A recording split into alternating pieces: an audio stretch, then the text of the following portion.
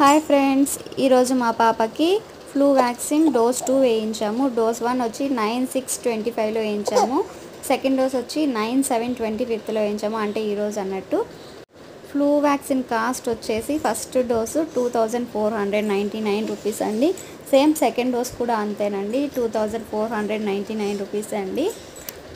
Flu vaccine వేసిన తర్వాత పిల్లలకైతే ఫీవర్ వస్తుందంట. కొంతమంది పిల్లలకైతే వస్తుందంట, కొంతమంది పిల్లలకి రాదంట. మా పాపకైతే ఫీవర్ రాలేదు.